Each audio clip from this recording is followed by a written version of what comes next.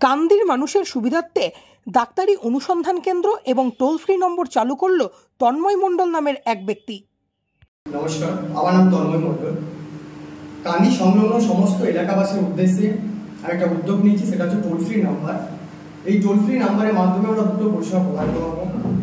প্রত্যাশা এক নতুন আলোর দিশা।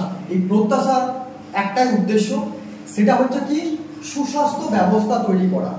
সুস্বাস্থ্য আমাদের আগে সর্বপ্রথম দেখো, সকলে কিন্তু সুস্বাস্থ্য চাই। যা বড় বড় আজকে ল্যাব খুলে বসেছে তারাও চাইছে সুস্বাস্থ্য, কিন্তু সুস্বাস্থ্য কাকে বলে সেটা আমাদের আগে জানতে হবে।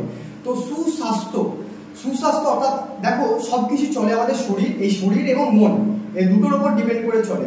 তো সুস্বাস্থ্য তখনই সম্ভব যখন শরীর এবং মন একত্রিত করে যখন পরিষেবা দেওয়া হবে, তখন তাকে বলে সুস্বাস্থ্য, তখন সেটা সেবা হবে। তাই এবং ব্যবস্থা এটা দেখো, এটা কিন্তু বিজনেস নয়। যারা এটা বিজনেস ভাবছে তারা এটা ভুল, কিন্তু তাদের এটা চিন্তা ভাবনাটা ভুল। এটা বিজনেস নয়, ব্যবস্থা। দেখো, বিশ্বাস ছাড়া কিন্তু ব্যবসা হবে না। ব্যবস্থা ব্যবসার একটা ধাপ হচ্ছে ব্যবস্থা, যেটাকে ব্যবসা কথার অর্থ যেটাকে বলা হয়, ব্যবসা কথার অর্থটাই হচ্ছে ব্যবস্থাকে ঠিক করা, সেটা হচ্ছে ব্যবসা। বিজনেস আর ব্যবসা কিন্তু আলাদা। বিজনেস আর ব্যবসা সম্পূর্ণ আলাদা। এটা হচ্ছে ব্যবস্থা, সুস্বাস্থ্য ব্যবস্থা তৈরি করা, বিজনেস নয়। কিন্তু এটা কোনো বিজনেস নয়। এর মাধ্যমে কাজ কি হবে, যে টোল ফ্রি নাম্বার 1888-96-355, এই টোল ফ্রি নাম্বারের মাধ্যমে কান্দি এবং বহরম সমস্যাটা কি হচ্ছে, যে পেশেন্টকে দালাল চক্রের শিকার কখন হতে হয়। আগে জানতে হয় দালাল চক্রের শিকার, যে সুস্বাস্থ্যটার সমস্যা কেন হচ্ছে, দালাল চক্রের কারণে। বিশ্বাস কাজ নেই, সমস্যাটা হচ্ছে বিশ্বাস নেই। তো আজকে যে তোমার দালাল চক্র মেন হচ্ছে দালাল চক্র, সেই দালাল চক্র কিভাবে বন্ধ করা হবে, যে দেখো যে এই টোল ফ্রি নাম্বারের মাধ্যমে কান্দি এবং বহরমপুরের যে কোনো ডাক্তার খোঁজ করতে হবে আগে থেকে। সে নাম লেখার দরকার নেই, কি খোঁজ করুন। আমাদের উদ্দেশ্য হচ্ছে পরিষেবা প্রদান করা, সুস্বাস্থ্য ব্যবস্থা তৈরি করা। তাকে কিচ্ছু শুধু সে যে জানে না, যে সমস্ত পেশেন্টরা জানে না যে কান্দি অথবা বহরমপুরে যে ডাক্তারকে দেখাবে সেই ডাক্তার কোথায় এবং কোন চেম্বারে বসছে, সঠিক তথ্যটা থাকে না। সেই সমস্ত পেশেন্ট টোল ফ্রি নাম্বারে ফোন করে সঠিক তথ্য জানতে পারবে, সে ডাইরেক্টলি ডাক্তার দেখাতে পারবে। ফলে তৃতীয় কোনো ব্যক্তির সহযোগিতা নেওয়ার প্রয়োজন নেই, তাই না?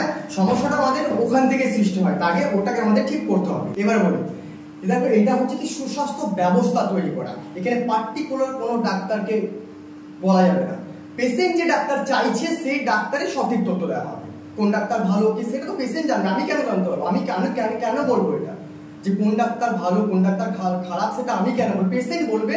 সেই যে পেশেন্ট যে ডাক্তারকে বলবে সেই ডাক্তার কোন চেম্বারে কোথায় বসে সেই তথ্য আমরা প্রদান করবো। বোঝা গেল? এটা হচ্ছে পেশেন্টের সুবিধার্থের জন্য।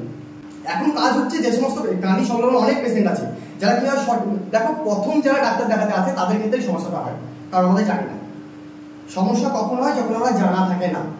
তো আমরা প্রথম কোনো বড় করে ডাক্তার দেখাতে যাচ্ছি, তো প্রথম যাচ্ছি আমি সেখানে, তো সেখানে আমার জানা থাকবেই না, আমাকে জিজ্ঞাসা করতেই হবে।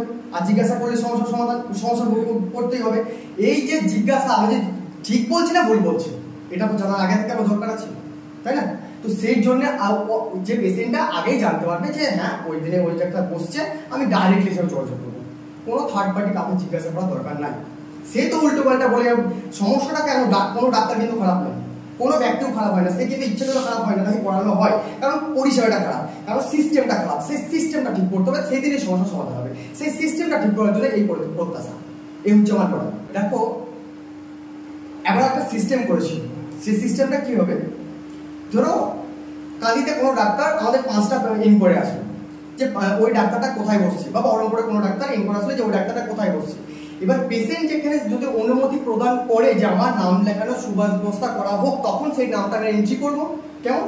তারপরে সেই কতটা লিস্টে নাম করছে সেটা পেশেন্টকে আবার ফোন করে জানাবে, পেশেন্ট ডাইরেক্টলি সেখানে দেখাতে পারবে। এই ব্যবস্থাটা আমাদের করা আছে। এই ব্যবস্থাটা করা আছে যাতে কোনো সমস্যা না হয়। সুস্বাস্থ্য ব্যবস্থা বলছি তো, সুস্বাস্থ্য ব্যবস্থা এটাই আমাদের মূল উদ্দেশ্য। 1800-8896-355 এই যে টোল ফ্রি নাম্বার, এই নাম্বারে এটা সম্পূর্ণ বিনামূল্যে। এর জন্য কোনো কোনো পেমেন্ট লাগবে না, কোনো কিছু, কোনো কাউকে কোনো কিছু পেমেন্ট। এটা একটা ব্যবস্থা তৈরি করা হচ্ছে। ফোন করলে পরে সেই ফোনটা আমাদের কাছে আসতে হচ্ছে। কেমন? সেই ফোনটা এবার পেশেন্ট কি চাইছে, আগে জানতে হবে পেশেন্ট কি চাইছে, সে খোঁজ করছে না দেখাতে চাইছে। সে তো বলবে যে আমি এই ডাক্তারকে দেখ বললাম, আগেই বললাম কিন্তু যে কোনো ডাক্তারকে আগে দেখা মানে বলা যাবে না যে এই ডাক্তারটি ঠিক এই ডাক্তারটা খারাপ। সবাই কিন্তু ভালো, কেউ খারাপ নয়, কেউ খারাপ নয়। ব্যাপারটা কি হচ্ছে জানো তো, যারা পদে বসে থাকে না তারা কিন্তু খারাপ হতে চায় না। খারাপ করে কারা, নিচু পদে যারা থাকে, কারণ সেই যোগ্যতা তাদের কাছে নাই, সে মর্মটা বুঝে না।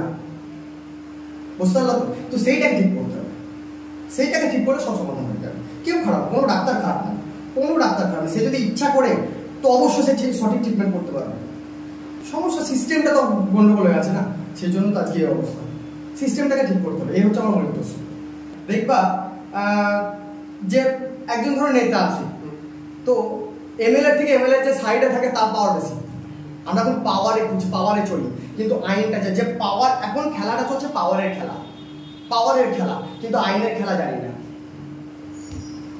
খেলাটা চলছে আইন পাওয়ারের খেলা, আমার পাওয়ার আছে, কিন্তু সে যে পাওয়ার নিয়ে খেলছে সে কিন্তু জানে না আইনের কতটা পাওয়ার আছে।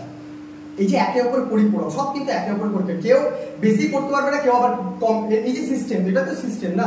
তো দেখো তুমি বললে যে কম্পাউন্ডের, হ্যাঁ অবশ্যই হবেই তো, এটা তো নিয়মের মধ্যেই চলে আসছে। তো এটাকেও ঠিক করতে হবে, অবশ্যই ঠিক করতে। কেন তুমি এটা করতে পারবে, তুমি অর্থ নিয়ে, তুমি টাকা নিয়ে সেটা দেখাচ্ছ, তাই তো? সময় মূল্য লাগবে না। আমি কয়েকবার দেখি যেটা একটা সমস্যা, এটা একটা সত্যি একটা সমস্যা। দেখো সমস্যা, আমরা এই সমাজে দুই ধরনের ব্যক্তি বসবাস করি। একজনকে যে শুধু নিজের জন্য চিন্তা করে, আর কিছু দেখবো, আমি নিজেরটা দেখে নেবো। আর একজনকে যে সকলের জন্য চিন্তা করে। এইভাবে চলে, কিন্তু সবকিছু এইভাবে চলে। যে নিজের জন্য চিন্তা করে তাকেও কিন্তু মরতে হয়, যে সকলের জন্য চিন্তা করে তাকেও কিন্তু মরতে হয়, তাই না? এবার দেখো ভুল আমাদের অনেক, ভুল আর অপরাধ দুটো কিন্তু এক করলে হবে না। ভুল আর অপরাধ, দেখো ডাইরেক্ট কিন্তু কখনো কোনো অপরাধ, কোনো পাপ হয় না, ছোট্ট থেকে হয় ভুল। সর্বপ্রথম হয় ভুল। এবার ওই ভুলটা যদি সংশোধন না করি, ধরো উচ্চ পদে আছে, একজন উচ্চ পদে আছে, সেই ভুলটা করলো ওখানে। এবার ওই ভুলটা যদি ও সংশোধন লাগে, যেহেতু উচ্চ পদে আছে মানে অনেকগুলো মাথা তার উপর আছে, সেই ভুলটা যদি সংশোধন না করে দেয়, এখানে কিছু জন অপরাধ হয়ে যাবে। বুঝতে পারলাম? এবার অপরাধ যখন হবে, সেটা কিন্তু সে তো চাইবেই যে কেন এটা করছে, আমার কেন এটা হচ্ছে, সে তো দোষী নয়, তাই তো? তখন কি হবে, সে পাপ করবে। যে ভুলটা করলো তখন কিন্তু সে অপরাধী, না অপরাধী যখন হয়ে গেল তখন তাকে সাজা পেতে হবে। সাজা দাও, আমরা কেউ কিন্তু সাজা পেতে চাই না। আমরা ভুল করলে ভুল স্বীকার করতে চাই না, কেউ স্বীকার করি ভুল, যেমন এই জায়গাটা ভুল হয়েছে, না স্বীকার করতে চাই না, কারণ আমরা সাজা পেতে ভয় পাই। তখন হয়ে যায় পাপ, মানে সাজা পেতে ভয় পাই, তখন ভুল কাজ আবার করি মানে তখন হয়ে যায় ডাইরেক্ট পাপ। তো এই ভুলটাকে সংশোধন করবো, সমাজে মানে সব সুন্দর চলবে। বুঝতে পারলো তো? এই ভুল আর অপরাধ, পাপ, এগুলো সব তালগোল পাকিয়ে ফেলেছি, সব তালগোল পাকিয়ে ফেলেছি আমরা। মানে প্রকৃত ব্যাপারটা কি জানো তো, বিষয়টা হচ্ছে যে আমরা স্বাধীনতা কাদের জন্য পেয়েছি, ক্রান্তিকারী বীরদের জন্য পেয়েছি। তো বেশ, আজকে দেখুন, আগে জানতে হবে সমাজ কারা চালাচ্ছে, নেতারা চালাচ্ছে, কিন্তু সাধারণ নাগরিককে চালায় না, নেতারা চালায়। যে ওরা যে যা বলছে সেভাবে কিন্তু চলছে। তো ওরা যদি ভুল পথে চলে, তাহলে আমি কেন ভুল পথে চলবো? ওরা ভুল করবে, আমি ভুল করবো নাকি? হ্যাঁ, তাহলে আমি যদি ভুল করি, আমার সন্তানটা কি হবে? পিতামাতার দায়িত্ব কি? পিতামাতা কর্তব্য আর দায়িত্ব দুটো আলাদা হয়। পিতামাতার দায়িত্ব, দেখো পিতামাতার কর্তব্য হচ্ছে সন্তানের চরিত্র গঠন করা, না সন্তানের ভবিষ্যৎ চিন্তা করা।